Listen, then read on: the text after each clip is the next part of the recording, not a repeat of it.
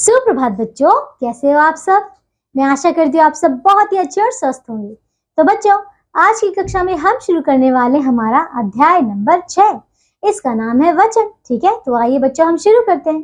बच्चों, इससे पिछली कक्षा में हमने क्या क्या पढ़ा था? हमने पढ़ा था लिंग। ठीक है, क्या उसके आप सभी ने बहुत अच्छे से अभ्यास कर लिया? बताइए। मैं आशा करती हूँ कि हाँ, आप सभी ने उसका बहुत अच्छे से अभ्यास कर लिया होगा। ठीक है, आइए अब हम शुरू करते हैं कि हमारा ये नया अध्याय कौन सा है? वचन। आइए इसे शुरू करें। बच्चों, सबसे पहले हम वचन की परिभाषा देख लेते हैं कि वचन होता क्या है। ठीक है, देखिए, शब्द का वह रूप जिससे एक या अनेक का बोध हो उसे वचन कहते हैं। बच्चों, समझ आया? ऐसे शब्द जो कि हमें ये बताएं कि कोई भी वस्तु, कोई भी व्यक्ति या कुछ भी जो है वो एक है या फिर अनेक है, ठीक है, उसको हम क्या कहते हैं? वचन कहते हैं। ठीक है, तो चलिए बच्चों देखिए यहाँ पे क्या है। शब्द के जिस रूप से उसकी संख्या के एक या अनेक होने का पता चले उसे वचन कहते हैं। ठीक है ना, समझ आया? आइए बच्चों देखें, तो इन्हें देखिए, पढ़िए और समझिए। अब देखिए बच्चों, यहाँ पे आपको पहले एक चित्र दिया हुआ है। यहाँ पे एक पत्ता है, क्या है? तो हम उसे बोल रहे हैं सिर्फ और सिर्फ पत्ता। लेकिन यहाँ पे एक से ज्यादा पत्ते हैं तो हम बोल रहे हैं यहाँ पे पत्ते। ठीक है ना। देखिए बच्चा क्या है, तो बच्चों यहाँ पे सिर्फ और सिर्फ एक ही बच्चा है तो हम बोल रहे हैं बच्चा। लेकिन यहाँ पे बहुत से बच्चे हैं, मतलब एक से ज्यादा बच्चे, तो हम बोल रहे हैं बच्चे। ठीक है ना। अब बच्चों ये है कुत्ता, और यहाँ तो है दो कुत्ते, तो हम बोलेंगे कुत्ते, ना कि कुत्ता। ठीक है, अब देखिए, तो बच्चों वचन हमें संख्या का बोध कराता है।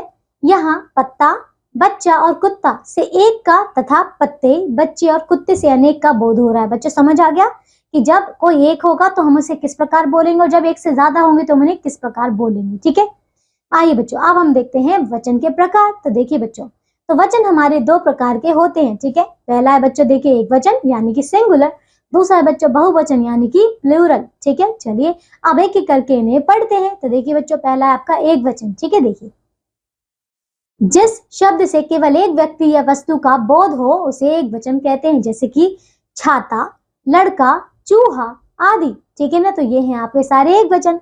अब दूसरा है बच्चों बहुवचन। तो देखिए बच्चों, जिस शब्द से एक से अधिक, ठीक है, एक से अधिक व्यक्ति या वस्तु का बोध हो उसे हम बहुवचन कहते हैं, जैसे कि छाते, लड़के, चूहे आदि। ठीक है, चलिए अब आगे देखो बच्चों, तो वाक्य में वचन की पहचान क्रिया के द्वारा होती है। समझ आ रहा है बच्चों? क्रिया के द्वारा। चलिए देखिए, जैसे कि अब यहाँ पे देखिए ये क्या है? बच्चा खेल रहा है। ठीक है ना, और दूसरा बच्चों है यहाँ पे देखिए बच्चे खेल रहे हैं।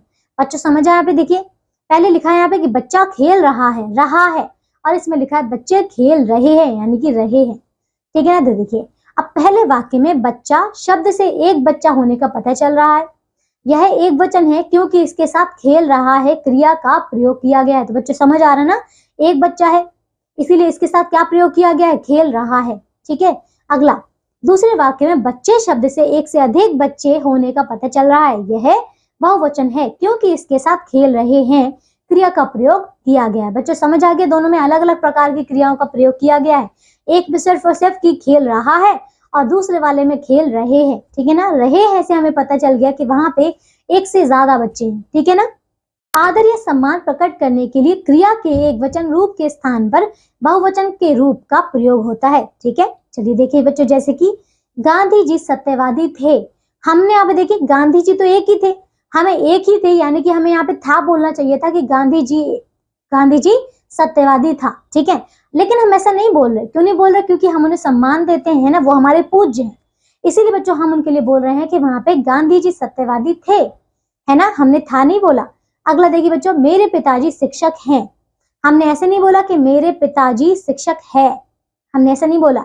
हम बोलेंगे उनको सम्मानजनक से, बोलेंगे क्या? कि मेरे पिताजी शिक्षक हैं। ठीक है, चलिए आगे देखो बच्चों, कुछ शब्द हमेशा एक वचन में ही प्रयोग किए जाते हैं। हाँ बच्चों, कुछ ऐसे शब्द होते हैं जिनको सिर्फ और सिर्फ एक वचन में प्रयोग किया जाता है, जैसे कि दूध, पान, तेल, वर्षा, भीड़, जनता आदि। ठीक है, कुछ शब्द हमेशा बहुवचन में ही प्रयोग किए जाते हैं, जैसे कि बाल, होश, प्राण, दर्शन, हस्ताक्षर आदि। ठीक है ना बच्चों, ये शब्द आपको याद रखने हैं। ठीक है, अब देखो बच्चों, व्यक्तिवाचक तथा भाववाचक संज्ञाएं सदैव एक वचन में प्रयुक्त होती हैं। ठीक है, तो बच्चों आपको समझ आया कि यहाँ पे व्यक्तिवाचक और जो भाववाचक संज्ञाएं होती हैं वो सदैव आपकी एक वचन में ही प्रयोग किए जाती हैं। ठीक है, अब देखिए बच्चों, नीचे कुछ शब्दों के एक वचन तथा बहुवचन रूप दिए गए हैं, इन्हें पढ़िए और तथा याद कीजिए। तो चलिए बच्चों यहाँ पे हम पढ़ लेते हैं यहाँ पे कि कौन कौन से शब्द जो कि एक वचन है और बहुवचन है। ठीक है, देखिए तो बच्चों एक सारणी में है आपकी तरफ, देखिए एक तरफ क्या है एक वचन और दूसरी तरफ है बहुवचन। इसे पढ़िए, देखिए तो बच्चों एक वचन है चूहा, बहुवचन है चूहे।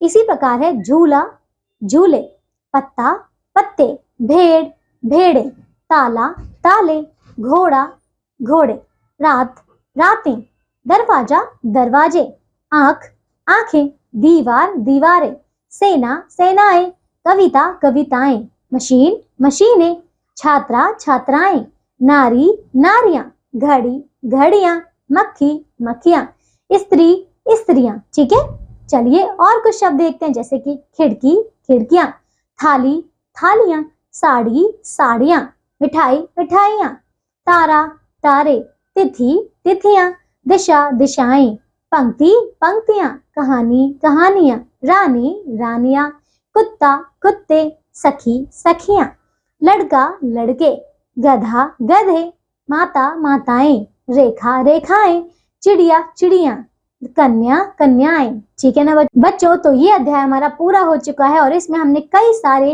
जो एक वचन और बहुवचन के शब्द हैं हमने वो कर लिए। ठीक है ना, मैं आशा करती हूँ कि आप सभी को अब यहाँ से एक वचन और बहुवचन पढ़ने में समझने में कोई भी परेशानी नहीं होगी। ठीक है, चलिए आइए बच्चों अब हम देख लेते हैं कि हमने इस पाठ से क्या सीखा। चलिए इसे एक बार और दोहरा लेते हैं। ठीक है, देखिए तो बच्चों देखिए पहला है शब्द का वह रूप जिससे एक या अनेक का बोध हो उसे वचन कहते हैं। ठीक है, दूसरा वचन दो प्रकार के होते हैं, एक वचन और बहुवचन। ठीक है, तीसरा देखिए आदर देने के लिए क्रिया के एक वचन के रूप के स्थान पर बहुवचन के रूप का प्रयोग किया जाता है।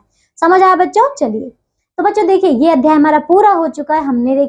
हमने सारे बहुत अच्छे से कर लिए। ठीक है, अब बच्चों इसके अंतिम में आपको अभ्यास के प्रश्नोत्तर दिए गए हैं। आप सभी बच्चों को ये अध्याय जो है इस अध्याय के आधार पर ही सारे अभ्यास के प्रश्नोत्तर पूरे करने हैं। ठीक है, चलिए बच्चों अब हम मिलेंगे नई कक्षा में ऐसे ही नए अध्याय के साथ। तब तक के लिए आप सब अपना ध्यान रखिए और स्वस्थ रहिए। बाय बच्चों।